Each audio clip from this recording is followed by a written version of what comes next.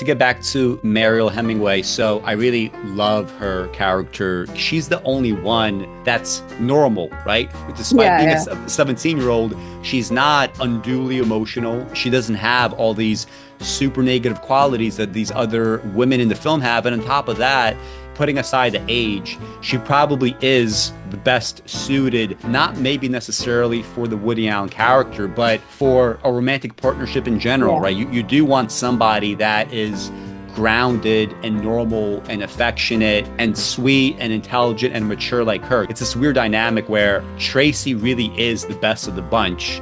You have to square that with the fact that she is only 17, literally less than half the age of this 42-year-old character.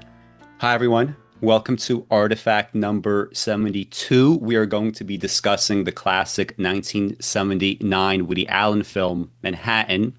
I am joined by Laura Woods. She's a fantastic Irish poet. She's also a film critic. She writes for the website automaticnation.com, which is our literary magazine.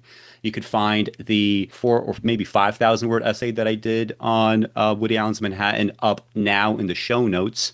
And I am Alex Sheremet. I am the world's foremost expert on the films of Woody Allen. I am the author of Woody Allen, Reel to Reel. I am also a filmmaker myself. You could watch my first film, From There to There, Bruce Ario, the Minneapolis Poet, on patreon.com/automaticnation. This is part of a series, right? So this is now Woody film number 3 that we did. We started with Interiors, which is woefully neglected.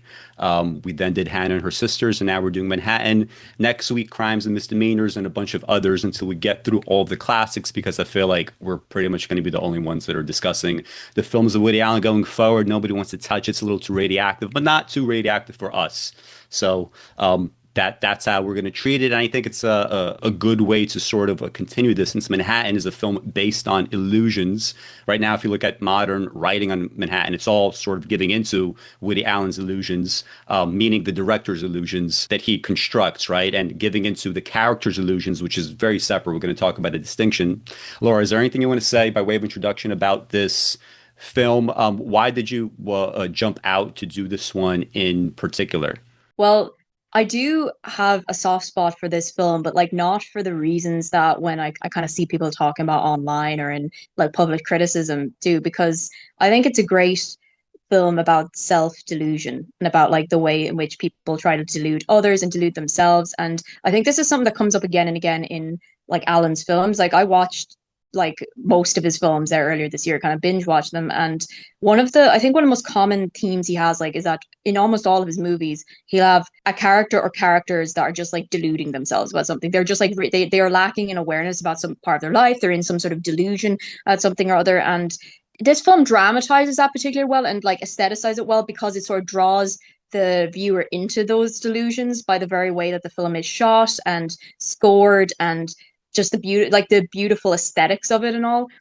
Like much more so than the rest of the film. Like you can, watch somebody like, you like next week you put on Crimes and Misdemeanors. I mean, you can watch someone like Judah in that, and like he is clearly somebody that over the course of that film he like works to effectively like just absolve himself of whatever guilt he has and sort of like he goes through various forms of deluding himself, but you as the viewer like know that it's dramatized greatly in this like more straightforward kind of like Shakespearean drama kind of sense or modern drama kind of sense. And it's like whereas something like Manhattan gets overlooked in this aspect because like people very effective like you people seem to want to buy into like the delusions that are set up around Isaac, that both diegetically within the film the other characters play into that, like which we can talk about like the various dynamics in that between like not just in his romantic relationships with like Tracy and with Mary in it, but even with the kind of interesting dynamic between him and his friends.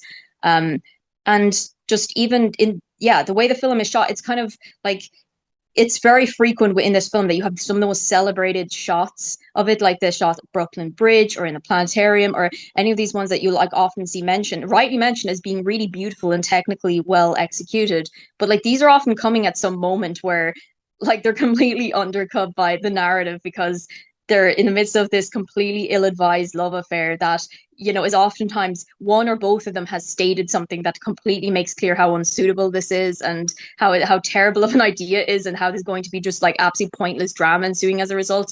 And you kind of you almost like, maybe especially on a first watch, you kind of want to ignore that because you are seduced by this imagery. So I think it is like a great example of that. It's kind of the technique of having an unreliable narrator is, often discussed and often praised in prose, but I think this is an example of how that is done very well in a film form, but like so well that the film ends up getting quite underrated as a result. Yeah, So also with two sort of like clarifications on that. Like, I mean, number one, yes, we have an unreliable narrator, but that only tends to be the case if you are an unreliable viewer. To yeah, me, the narration is very reliable in the sense yeah, of yeah. like I'm looking out, or rather I'm looking in from the outside. I know what Woody Allen, the director, is thinking vis-a-vis, the Woody Allen character, Isaac Davis, within the film and these other characters. So there, there's a difference between the viewer's point of view and the director's point of view. Mhm. But ideally, right, there shouldn't be if you're viewing it closely. And also, the second part is in terms of like wanting to give into the illusions. It's actually similar to I did the show a couple weeks ago on Hannah and her sisters, and we were discussing how the Elliot character, Michael Caine, he just kind of like with the way that everything is phrased and framed and the kind of musical choices and everything else and how scenes are set, you almost root for this very malicious romance that emerges Mhm. between the character Lee and Elliot, right? So you have a similar kind of dynamic going on in this film. And speaking of Yeah. these illusions, for example, like Roger Ebert, yes, he does have commentary right from the get-go about these illusions. And it's kind of interesting when you look at some of these older reviews because they tend to actually get at what is happening better, right? They are talking about Mhm. the illusions. They are talking about all the faults within the characters, especially the Woody Allen character himself.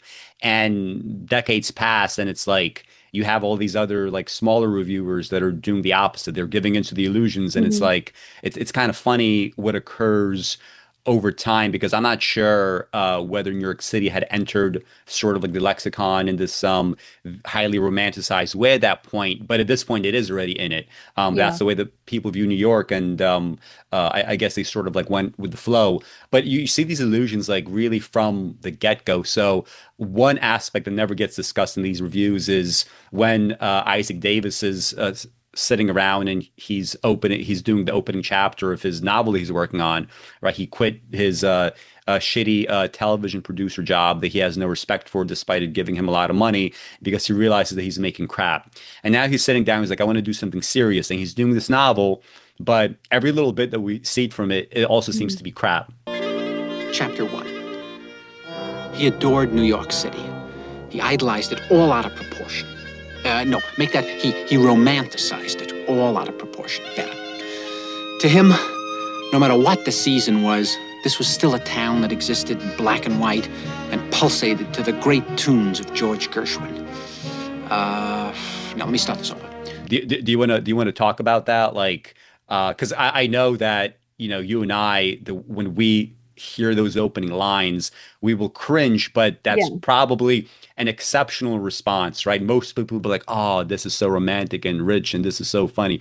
So, like, what was your response when you see those opening lines, and when he calls himself, he has a sexual prowess of a A jungle jungle cat, cat, yeah. And even all the like lines before that where he tries, like, you'll start with this like very like a shitty noir kind of thing like that, or you'll have this like a wannabe social critique, but they're all crap. Like it's like it Mhm. goes for this like panoply of like cliches about New York and different directors. I mean, to be honest, like I watched it with like my boyfriend that recently. We were just like, he's never seen it before, but we were just like both laughing at it. Like it's actually like I think it's a very humorous opening as well, to be Mhm. honest, which I think maybe gets maybe that does seem to get bizarrely missed Mhm. because like it's like a great undercutting because you do have like these like beautiful, you have the Gershwin's soundtrack, you have like these beautiful shots in New York, but it's like, it is, and like those aren't in themselves a cliche. They are sort of like, like I guess there's a sort of like, I don't know, maybe a classicism there or something about the way like this very like typically beautiful representation, but it is completely undercut by these like humorously bad lines. Like it's just it just immediately sets up this kind of tension between, and I think like it sets up because like in a sense like, this is what the kind of like people like Isaac, people who write this kind of stuff, this is what they're trying to evoke. I think it's it's kind of something to do about the fact you can more easily evoke that sort of romanticism, that sort of beauty through like music and through like visuals than you can through words because like it's just it's I don't know. It's terrible writing though. It's really really bad writing. It's cliched regarding from a number of things. It's nothing about it like is well wrought in any way, shape, or form. And like you say, like it completely undercuts like everything we see this calculator. He's talking about he wants to leave his job to write this like great novel. He's like talking about struggling with writing this novel as well at one point, at a couple of points later in the film. And it's just like you have to wonder like, is he struggling because he knows this is actually crap? Because there's like a sort of self-congratulatory aspect to the way the opening like is narrated, including like the visuals and everything to it. But it's sort of like it given that like you don't actually see anything directly of his novel after this initial voiceover, it does kind of that plus a few other moments do kind of make you wonder the extent to which he kind of knows he's a fraud or yeah. Hmm. Yeah. You don't really notice anything about this book after the fact. And, Yeah. we said earlier, yes, he's writing cliches, but you termed it as like it's cliches from all sorts of different directions, because that's the other part of it. He doesn't know, putting aside the fact that Yeah. what he is saying is cliched, he He doesn't doesn't know what even, he's writing about. Like, yeah, yeah, he is it a doesn't. social critique? Is it like a noir kind Yeah, of, yeah, I don't know, maybe exactly. He doesn't is know it what he wants to say about New York. And it's like, well, you love New York City so much. You have this like special affection, you have this connection, you have this history. So what do you actually think about New York? Not that you have to give your own honest opinion when you're writing a novel or whatever, yeah. but it's just kind of You have to telling have that that, tape. yeah, it's telling that he doesn't have a clue as to where to take it from there, right? It's like you said, it's social critique, it's noir, it's like now I just want to be humorous. And he doesn't even know that he's being humorous, right? That's the other part of it. He doesn't Mhm. realize that he's being funny. And the only time that anybody ever compliments his writing is Mary, right? The Diane Keaton character. Mhm. Says like, why are you like messing around with this novel? Like you do this like such funny television work. And the thing about her is, if you're a careful viewer, you also understand that she doesn't quite get anything either, right? She's kind of like using this Yeah. faux intellectualism as a mask for like whatever else might be going on in her life. Yeah, and what about Mary as well is that something that is like sort of humorously, but also very like pithily kind of highlighted about her is in her relation to men. She like tends to like, or her relation to people in general, but especially men. She just like idolizes them. Like there's a moment where like Isaac, makes fun of her for everyone's a genius, and like Hmm. there's also the bit where her ex. We'll probably talk about that later in our discussion, but it's a very funny scene because she's constantly talking to this ex-husband that was like this Hmm. genius, that was this great man that had this like great sexual magnetism, and he's played by Wallace Shawn and is this like dirty, unimposing guy. Oh my God, Jeremiah. Well, Hi. Yeah, Jeremiah, this is my friend, Isaac Davis. Hi. Glad to meet you. Hi. Hi. God, this is so incredible. It's incredible, I'm just I in know. town for a few days. There's Yeah. a kind of a symposium on semantics. Well, And you're just looking so great. I just, you're so thin. You lost a lot of weight, didn't you? well, It's I have an fabulous exercise looking. machine. Well, you really look good. Really good. God. But it's like a fun moment and everything, but it does kind of like call it like prove that she's not somebody whose opinions is authority, and seems to kind of have this habit of like doing this in her relationships, like every like whoever she's mom is wonderful and great and fantastic in this way that she like idolizes as a way of you know having a relief for her own insecurities or whatever. But yeah, and also her commentaries about art. Like, I mean, there is a scene too where Isaac bumps into her initially when she's with Yale, and she's like pontificating about her opinions of art. It's like none of it is like all that cogent. It's just to be critical cliches from the time of and he kind of chastises her for her takes on Bergman or whoever, but like there's nothing about like there's nothing there, there's no internal consistency behind her opinions or anything, so like it does kind of like call into question like why of how valid her take on Isaac's work is, given that this is like what she has to say about other works of art. Yeah, and also it kind of is a mirror to his own takes on the arts, because as it opens there, so Mariel Hemingway and Woody Allen are standing in front of these photos, and Meryl expresses that like, yeah, I like these photos, and he reiterates this, but nothing is actually provided in terms of a reason. They Yeah. don't actually say, and that's the thing. Nobody actually says anything of substance about art or really kind of like at any Yeah. point. And when Diane Keaton starts to pontificate on this, cube, right? The steel cube, she calls it this, what does she say? Yeah. Yeah. This marvelous example of a negative capability. She's talking about a steel cube. Yeah. But and then she happens to hate the plexiglass sculpture.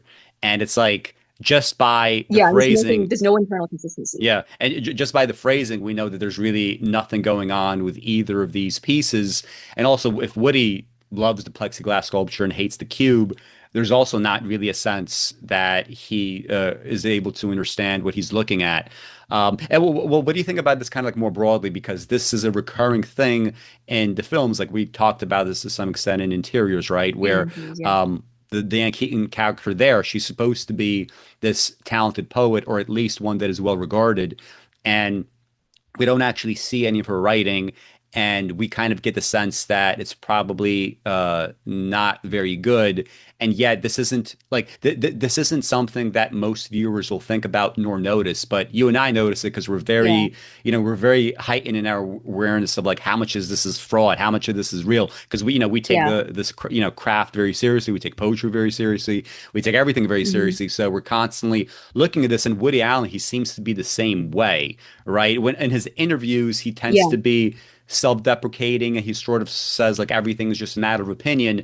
But in the films themselves, he tends to take a much more critical viewpoint of art and artists as a whole. So, like, what do you think about this recurring thing where the characters within his films, they don't necessarily understand whether or not they are good artists, what is good art, bad art, what it all means, and so on and so forth. What do you think? What do you think about that in general? I just think like he's writing the exact behavior that he saw at the time in these like art scenes that he was in, like, for I think it was like first comedy scenes and then some of these like scenes, like that were more like high cultural. And it's just like this is just how most people behave and like talk about in these circles. Like even, like even, you go online now and you can find like many like pages or like Twitter accounts or whatever where like people are pontificating exactly this way. Like he just like nails this kind of register. And it's just like I think like yes, he does care about, and like he has certain characters who, do seem to like have like an actual appreciation for, art, whether or not they're necessarily thinking about critically or whatever. But like by and large, when he actually writes about more depth, he writes about suits because most people in art scenes are suits in this way. Most people are sort of,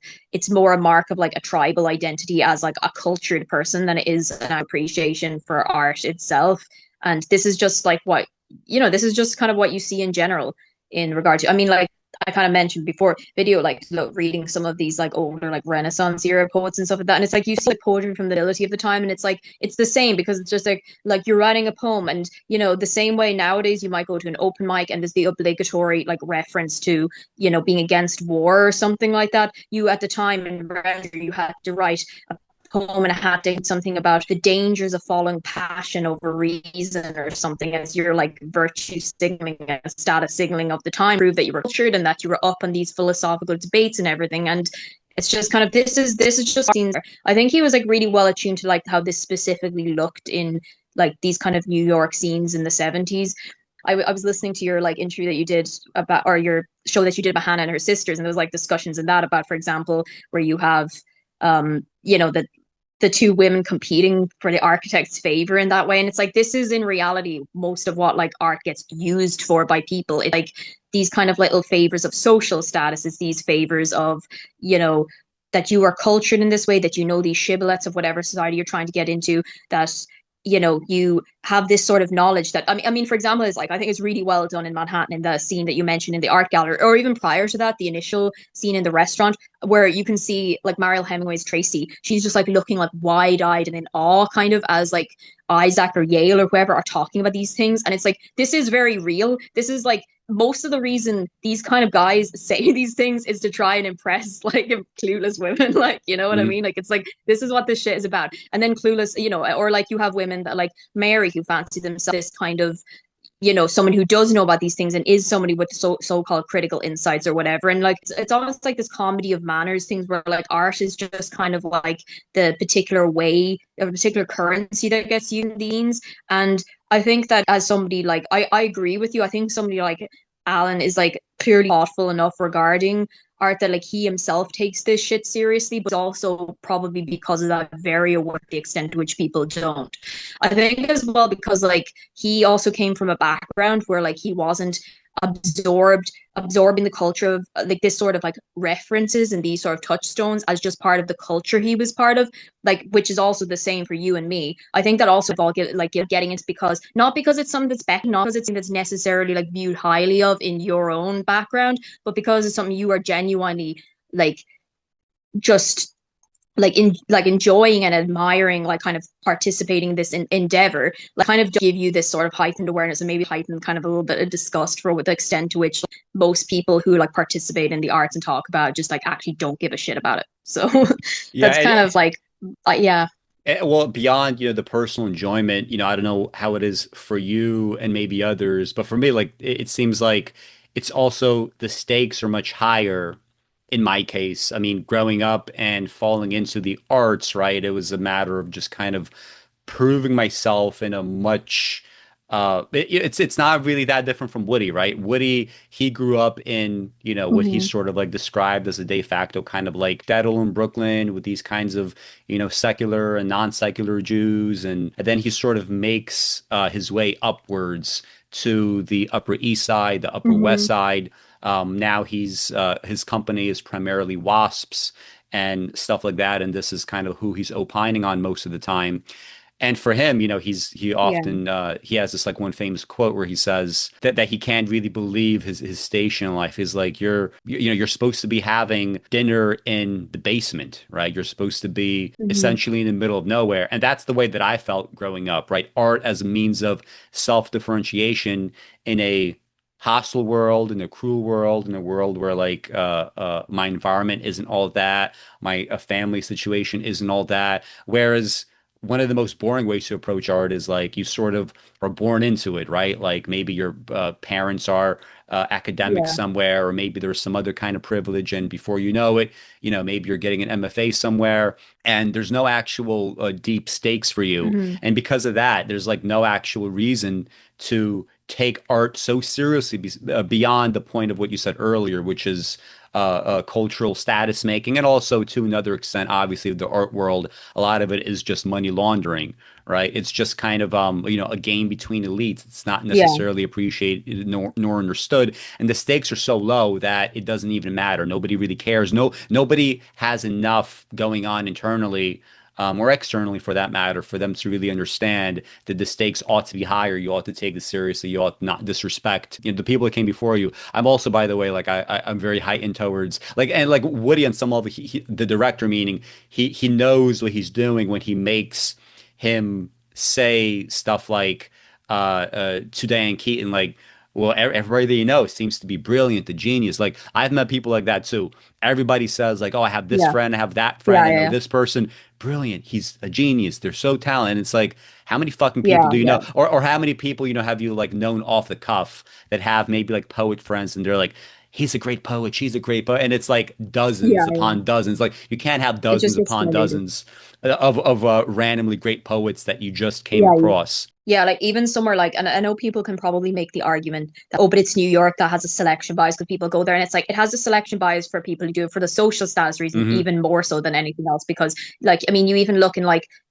early 20th century modernism where you had a space of absolute brilliant poetry, like just the like numbers of it. And most of these people were spread out. Plenty of them were living in rural areas or like overseas or whatever, even then. So, yeah, I agree. I also think that like it's funny. I agree with like regarding that like comment that he makes to Diane Keaton's character. I also think it's also kind of a funny thing, like regarding, she keeps saying how she's from like was like I'm from Pennsylvania or whatever. She's from the Midwest, Philadelphia. and it's like in my experience, like doing a lot of American tourists, that is also like a very American Midwest take. Everything is super and wonderful and superlative all the time. So like I Hmm. think there's like a little bit like it's kind of funny. Like New Yorkers don't do that in my experience. It's a Hmm. very Midwest American thing. So but yeah, like it is I don't know. I think like that's also like an interesting thing regard her character. I thought, like, is this kind of like this all these like little insecure tics that she has like that, like even constant like emphasizing, oh, I come for this, we don't do that there, and all this kind of thing. It's like she's like somebody who clearly does, like she's another example of like a really, really well written Woody Allen character, and an excellent performance from Diane Keaton, because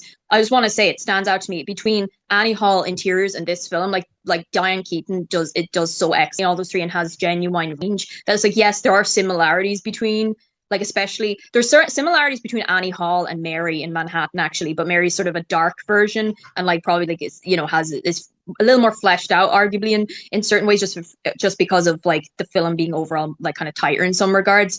But like she does show real range in that, but it's sort of like Mary is sort of the dark Annie Hall in the sense that like she has that insecurity, she has some of that, you know, she's kind of like, oh shucks, kind of come to the big city, has this insecurity, wants to make it, but she's sort of like what this does actually look like for a certain amount of people, where, you know, she's this constant hopping from thing to thing, the lack of satisfaction, this sort of trying to like nearly like attach yourself to things out of, and like, you know, relationships or like these opinions about art or whatever that are clearly like not very well thought out. And yeah, she is a very well written character in general. Like despite being like, I feel like there's this kind of thing where, like, you know, we've talked a lot about in the last few shows, like all of like Alan's well written female characters, but I do think like as much as like maybe there's like discomfort that some people might have with like the fact that like some of his female characters are like written are negative, like they're like not especially good people, they have a lot of negative traits, like he still writes that very well and very realistically. So I think there's praise given for that. And I think it's why you have people like Diane Keaton who worked with him so many times and enjoyed doing so, because, well, if you were an actress, you would want to do, you would wish to do so. Like, why wouldn't you? Yeah, I mean, there's also the kind of recognition of, you know, like if you're going to be in a Woody Allen film, you probably will at some point at least be considered for an Academy Award. Yes, what happened with Manhattan, obviously, it was, you know, kind of universally praised when it came out. Maybe we could circle back to the Diane Keaton character, but maybe we could transition in the meantime to Mariel Hemingway, who plays Tracy. And because I feel like she, you know, besides the fact that she is extremely emotionally mature and intelligent in many ways, she's also very much still this kind of idealized projection from not only, you know, not only the Woody Allen character, but likely Woody Allen himself. I mean, I can imagine him when he was dating, you know, 17-year-olds and whatnot, that he had exactly this specific kind of approach of just trying to find a, you know, a young hot girl that he's into and say, look, I'm gonna, you know, try to explain what relationships are like. I'm going to introduce you to this and that. I'm going to show you how like you ought to be treated, blah, blah, blah. But with the subtext of it's going to be temporary, by the way, which, you know, when you think about it, it's not actually the right kind of role model behavior, right, for a young woman that's in high school. No, it's very self-serving. Yeah, I think it's very self-serving, and it's very, very realistic. To be honest, I've like seen like these kind of like things play out. Like I agree, because I do think that like her character has like, because I've watched the film a good few times now, and it's like her character does have like a bit more depth, and like it's better acted than like you would necessarily get, like than people would necessarily give it credit for, because I do think especially in the more modern reaction, it's like especially like, you know, Me post, you know, Ronan, Dylan Farrow, like exposing everything, there's this kind of tendency to be like, oh, this is just like disgusting wish fulfillment by this pervert or something, and like this is the kind of, or this is just weird, he's like, why are all his friends acting like this is normal in the film, and so on and so forth. And it's just like, no, this is like a very believable dynamic between the two characters.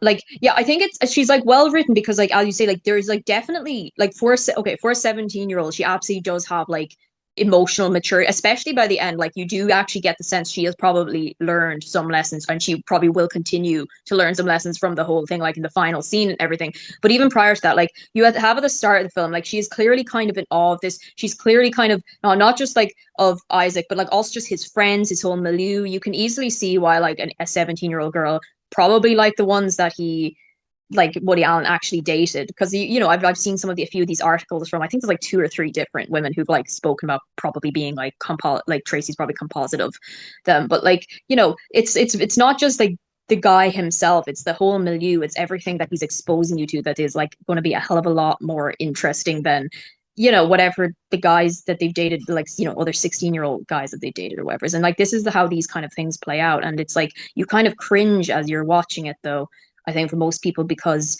it's just, it's like, you can very much believe she doesn't see any of this. She's kind of very much wrapped up in this. This is like something she is viewing positively. But like, as a viewer, like, the thing about Woody Allen is that, like, as much as people, like, some people have accused as being wishful from irreverent, he's like, he clearly on some level realizes that this is like not a good or healthy dynamic because of the way he writes and the way he chooses to frame Isaac's interactions and his statements about this stuff. Like, there's in the initial scene, I think you mentioned this in your review, but it really stood out to me. When he's so like, it's at the rest. For anyone that needs a refresher, it's like opens after that initial scene with the voiceover and his shitty novel. You have Isaac is on and Tracy are on a double date with Isaac's good friends, Yale and Emily. And like, when Tracy goes to the bathroom at some point, like, Isaac is kind of discussing, the relationship, and he's sort of making this big to do about, oh, but she's 17, man, she's only in high school and all this, and this kind of like faux sheepish kind of aspect, but he is clearly emphasizing it. He's loving this. He's making such an emphasis of her age, of her youth, like, this sort of like transgression of the relationship, and he is loving it. And I mean, yeah, this is quite a real thing. I just want to say, like, I've known a couple of guys who would do exactly this kind of thing, and it's this very much this thing of being aware that it's going to be viewed negatively in some regards, and doing this sort of, sort of faux bowing to that sort of transgressive nature of it, while at the same time emphasizing, because they really are getting off on it. And this is like something that, presumably Alan like probably like saw enough in himself to be able to write it in a character. So, and you kind of see, like, yes, his friends kind of generally are quite encouraging of the relationship. They think it's fine. But I mean, also what you find out about them is, they clearly have their own problems. Like, Yale, as we learn then, like a few minutes later, is cheating on Mary. We also learn later in the film then admits that he's cheating on Emily, sorry, his wife. And we learn later in the film, after that affair comes out near the end, that like Emily has been aware of his affairs and knows this. So it's like not something where, so it's this, it creates this weird dynamic where from the get-go, like, this is clearly something off about this relationship.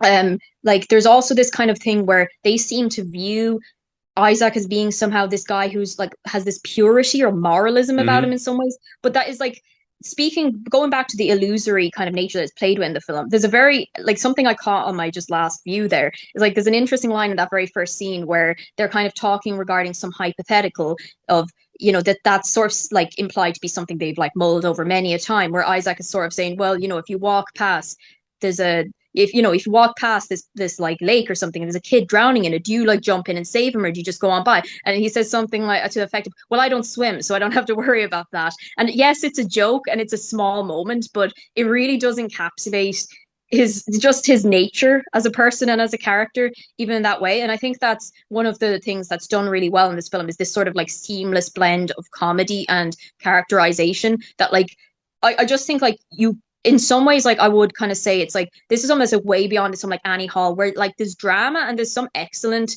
characterization there and these like dramatization, but it's something where it's like you have these little comic set pieces and then you'll have some of these more dramatic kind of things, and it's much more starkly delineated, it's much more conventional in that regard.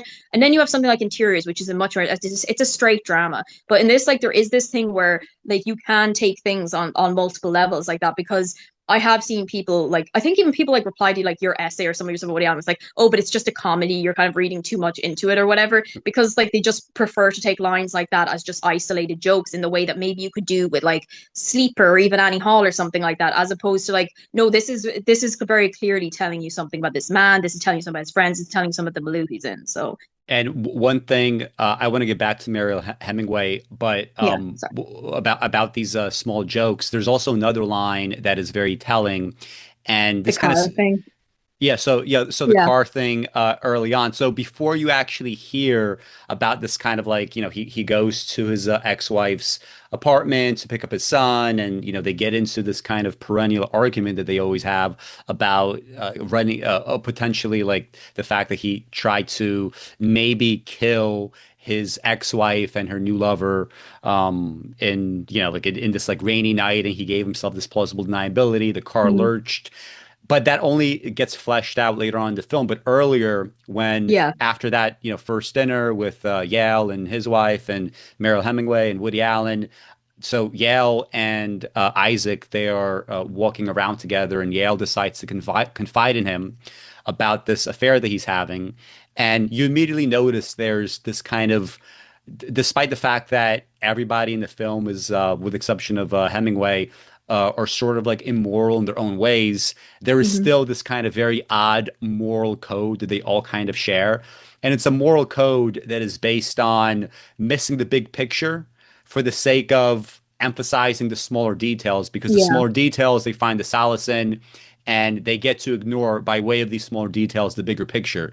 And so, like for example, Yale confides to Isaac, and Isaac does not tell anybody anything, even when it gets to the point of like utter humiliation for others involved. Like later on, when they do this double date with Mary and Yale's wife and everything, it's like everybody there except the wife knows what happened, right? They know that there's been this affair going on, and it's obviously hugely disrespectful to like even suggest going on a double date where three of the four people are aware of this humiliation.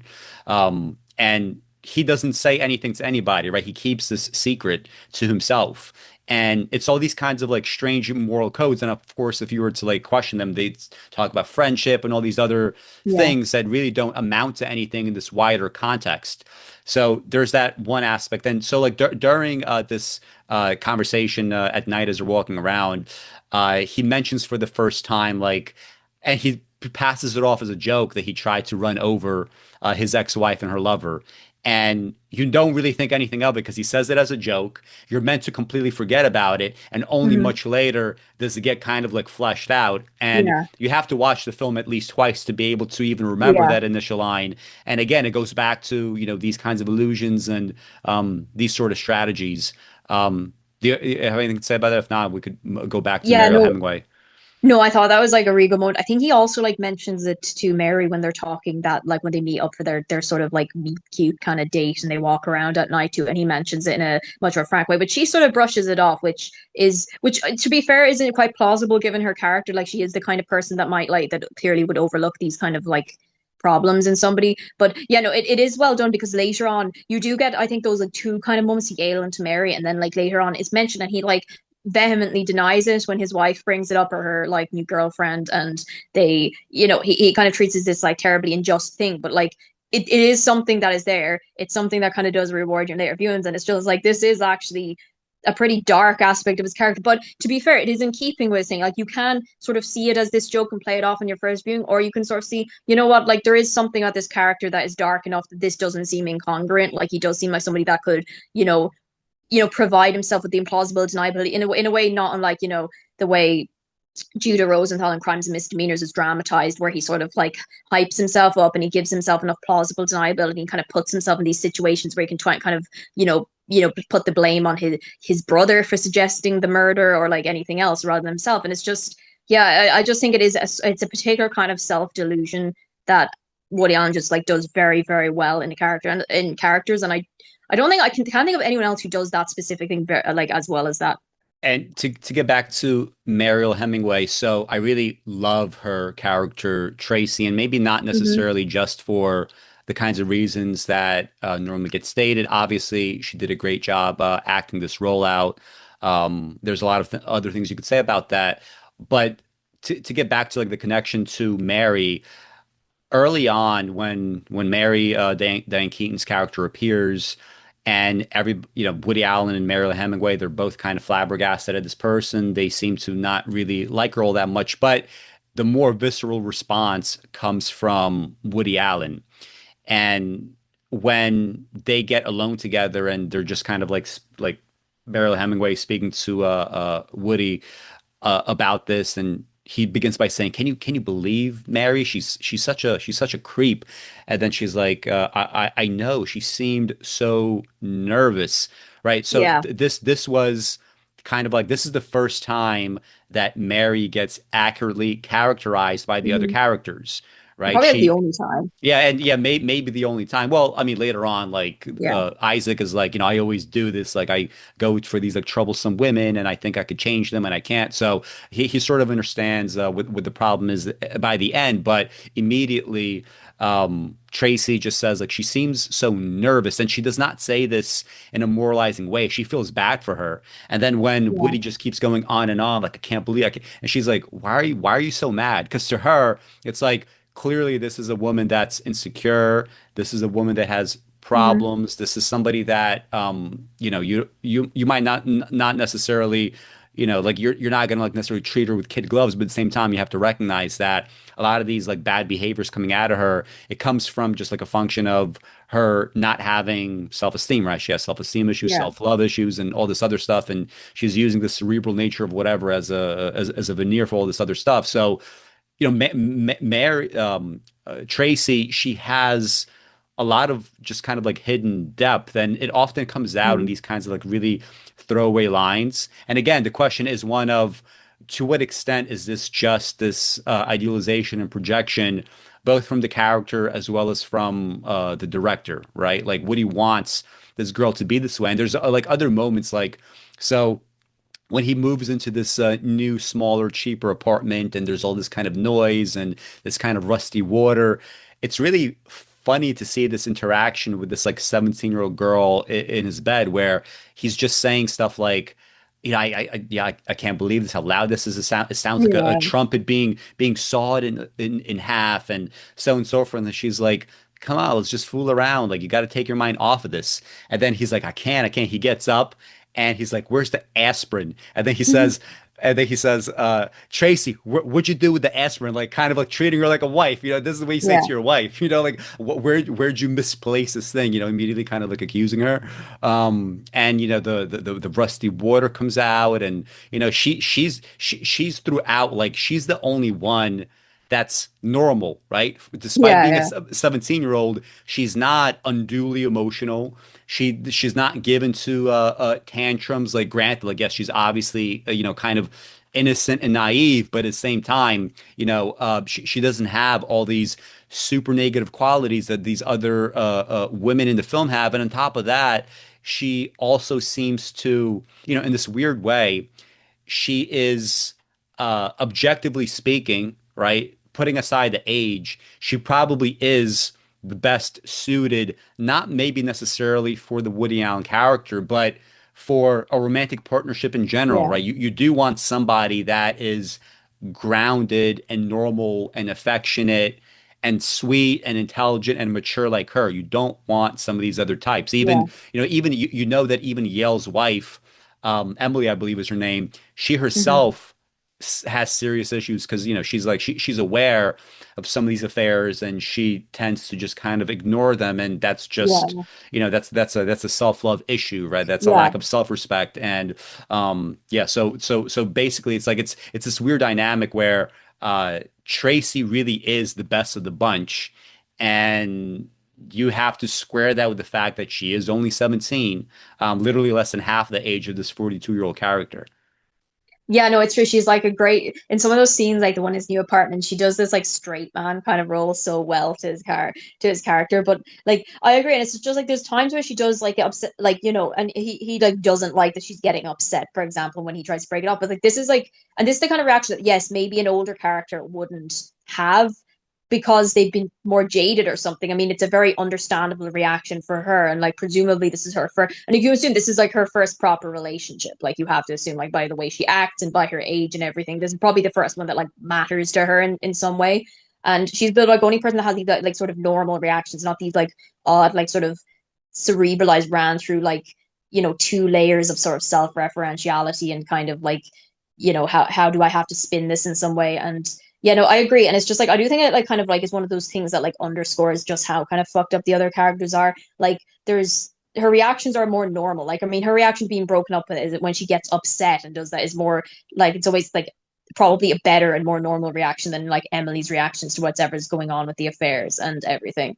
And yeah, no, I agree. I've always thought like she's like well acted as well in the sense that like yes there's an idealization going on, yes there's maybe some of the whole if you had her acting if Alan had written a character who like acted in this like way that you might imagine a more like typical 17-year-old or someone that's like, more immature in some ways might act, that would like honestly have made Isaac's character look a lot worse in certain regards to be with someone who's so immature. And it's like maybe shades of the whole classic, oh, she's so mature for her age, that's why it's okay kind of thing. But I mean, at the same time, like, you do have people like her. You get the sense that like she is somebody who maybe is drawn to some of these kind of things of like being with these people who probably like to her seem like much more sophisticated or whatever, and is, trying to kind of is actually, you get the sense where she's somebody who could actually grow past the end of the film. I mean, like the famous scene, skipping ahead a bit because I do think the last scene of her is quite interesting. So like you see like various ups and downs in the relationship.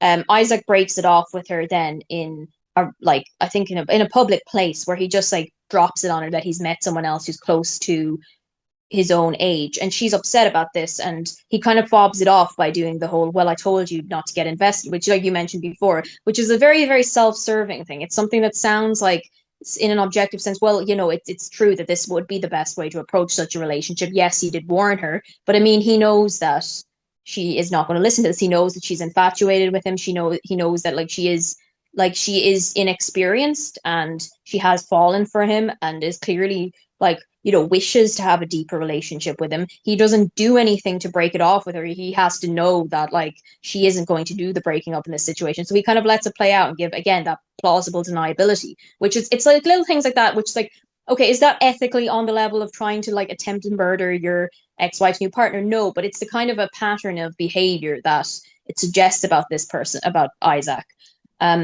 So like he breaks it to her, like she kind of immediately guesses that it's somebody closer to his age actually, which kind of, suggests something about her insecurities and about like, the fact that despite all this, she does have some savvy about this whole situation. Like she's not, she's not stupid. She might be naive, but she kind of maybe suspected something like this might happen. He tries to kind of fob her off when she starts like tearing up over this, which is again a very normal reaction for her to have.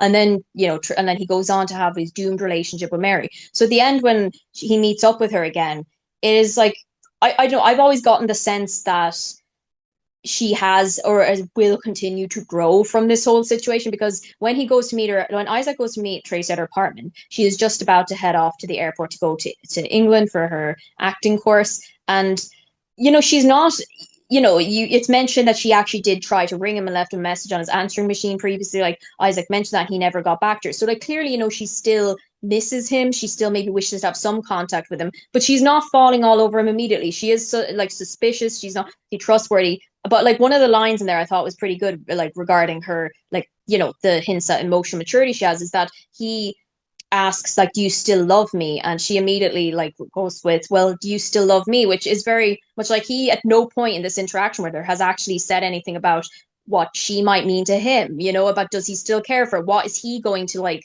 offer her if they get back together after he treated her so poorly? And the fact that like, there are a lot of young women, like even older than her, who like you could plausibly believe might not kind of have learned that lesson yet. And you can see that she clearly is wary. And it's why I've seen like certain reviews that sort of frame her whole thing at the end as being like, that there is some optimism in it or whatever. But like, I It's sort such of a see it as a bit dark of, ending, it is, It's such a because it's dark like, ending. I've always sort of seen it as like, yes, she probably likely does have some affection for him still, but like it's a fob off. Like it's a fob off, and he knows it. The end, it's great. The look on Woody's face as the last scene is fucking great, because he knows this is a fob off, a nice fob off from her, whether she is fully aware of that yet or not. And it's just, yeah, I've always sort of seen the ending as like, like she's going to go to England, and it's like she's going to meet a lot of guys closer to, like, English guys with cute accents that are closer to her own age. Worst comes to worst, she's going to meet some older director and kind of have a like, a rerun of this whole dynamic. But now she will be a little bit older and wiser, because you do get the sense that she has learned somewhat for this and introspected a bit. And yeah, maybe she thinks there is a chance she'll come back, but I think there's very little chance. She's beautiful, she's young, she's, clearly somebody who's like, just like you said, like somebody who's just like a decent person and good to be around, and nothing is going to come of this. And she's probably like, you guess, likely she's going to look back on this and sort of, maybe even be embarrassed at some of the behavior that like he had at the time. And Yeah, you know and there's an aspect to it where, I mean, it's dark for a couple of different reasons, and also a little bit light in the sense that I think if you really take it carefully, just adjudicate what's going on, you will come away with the idea that most likely she's just going to ultimately break up, and she's going to find somebody closer to her own age, or at least have a series of relationships, just like Woody wanted from the get-go, right? Just like he told her from the Mhm. get-go to do, she's going to go out Yeah. and do that. But he Um, only wants that when it was self-serving to him as yeah. well, which is like kind of a nice detail. But And also in terms of the darkness, this doesn't really get mentioned either, and which is like very surprising because haven't you seen this in relationships all the time where he runs back to this girl that he abandoned only when, Mhm. for whatever reason, I don't know why he wanted Mary other than, well, you know why, it's because she was super difficult. So he wants Diane Keaton because she's a difficult character to get into and get to know and to have an actual relationship with. And when she dumps him, when she returns, when she goes back to Yale, that's when he has this like epiphany.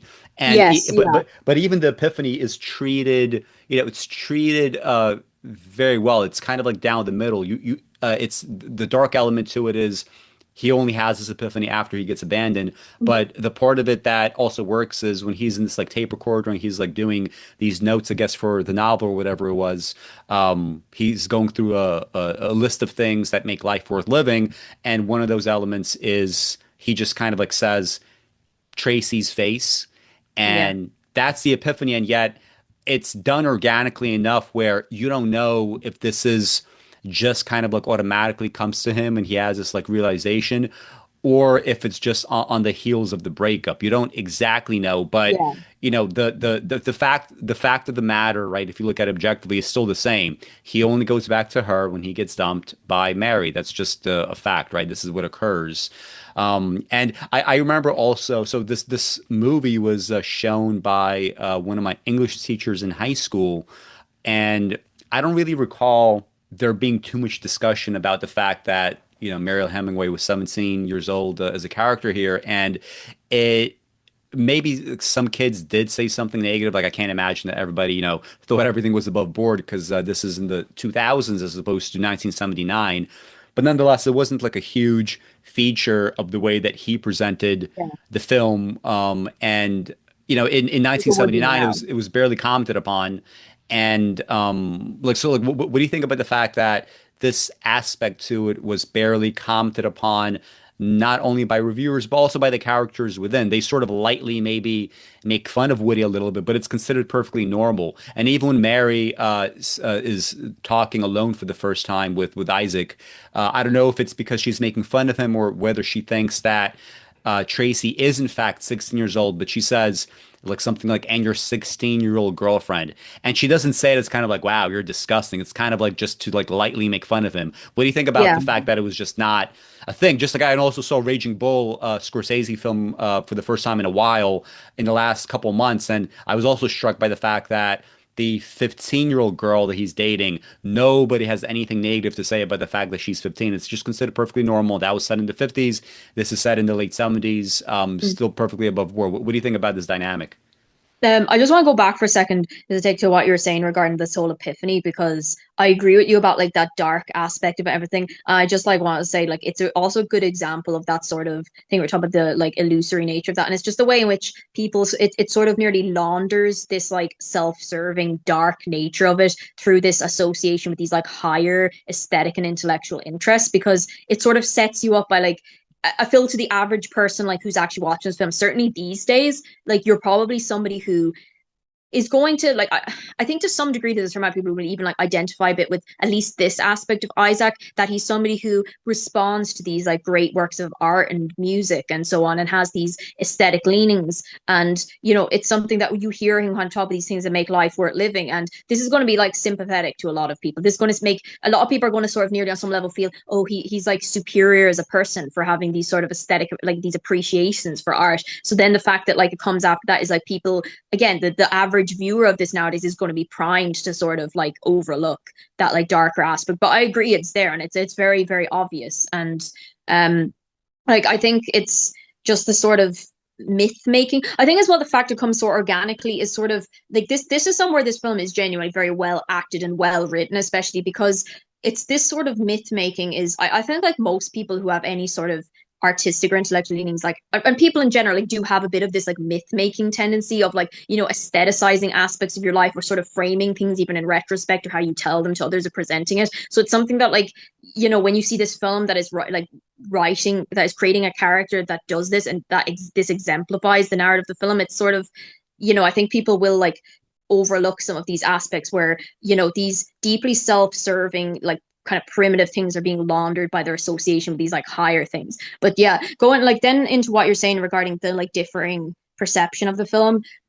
it's like I don't know, like this is something where there's genuinely been such a cultural shift about this, even just like probably even since the 2000s, like I don't know, it's just like even in recent years, it's post Me Too, it's post a lot of like this kind of resurgence of feminism in the last like 15 years or so. I mean, like I remember, so for example, like in the UK here, it was like not uncommon in the 2000s, maybe around the time when you were seeing this in high school, for like tabloid newspapers to have like, I remember there was a few high profile examples of this where they'd have like countdowns to when a certain actress would turn 16 because 16 was the age of consent here in the UK. Like that happened. That's something that happened like multiple times. Like that's something that like was a part of the pop culture and stuff. Like even when I was young, you very much had this kind of thing. You had a TV show. So it's like it has the perception of this kind of shit has changed very, very fast. But like I do also think it's interesting that like, and like you go back to Raging Bull and stuff like that, like this shit just did happen. Like I mean people, it just like wasn't uncommon for like this kind of thing to happen. I watched recently, I'm not sure if you've ever seen this film, but I think it maybe makes kind of an interesting comparison.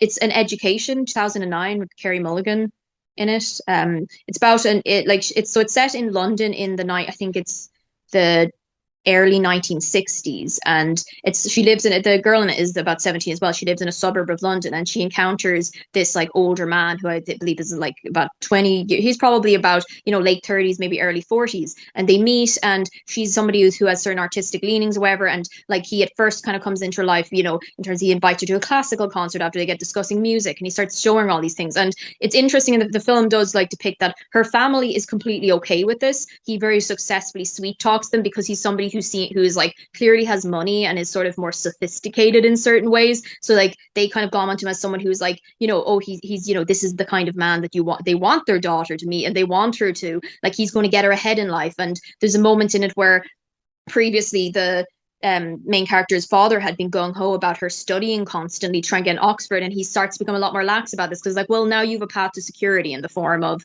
this like older man. And it's like, it's maybe not a great film, but it is a good one. And it's sort of, I think there's like ways in which it like does dramatize a lot of like this kind of acceptance and the reasons why people accept and are okay with this pretty well. Like I don't know, like I mean, I know of like plenty of like, you know, even working with older people and stuff, you have a plenty, like a lot of like old, like these kind of like age gaps and these kind of dynamics that I've come across and heard about. And I think it is actually like really recent that it's become kind of like taboo in these ways, or that people have become a lot more conscious about like the age dynamic, about these sort of power dynamics and power imbalances that are there. I think like it's something interesting that I also came across regarding the perception of the film at the time was that it was I looked at a couple of these articles that they all kind of came out about maybe 10 years ago, so now, with a couple of these like women who like spoke about dating Woody Allen when they were like in their late teens around this time, and you know were probably inspirations for Tracy. And something one of them said was interesting in that she was like, well, in the film everyone seems okay with this, everyone's so blasé about this, but in real life he actually wasn't out introducing me to all these people. We were spending most of the time at his apartment. He was actually quite coy about this. He'd pick me up and bring me there, and there wasn't this sort of perfect acceptance of this from everyone. And so like maybe to some degree there was a like, yes, in the culture there was certainly more of an acceptance of this kind of thing. Like there's a lot of these cases where you hear about like famous guys dating teenagers, you hear about like the groupie culture and everything, but like maybe there is a little bit in this film specifically, there is an aspect of wish fulfillment on Woody's part for like writing this kind of thing where he could engage in these relationships in a way that like he wouldn't be stigmatized for it at all, like, or looked down upon by certain people. All right, so that's the alarm. It's been an hour. We're going to get into a lot more stuff related to this film and also other topics, because before the video actually started, before the recording started, we were talking about John Donne and poetry and all this other extremely learned material that if you want to get, it's going to be patreon.com/automachination. You can get the full show that we are embarking on now, ad free, a bunch of other stuff as well. So thank you for staking it out for this hour, and the bonus show begins now.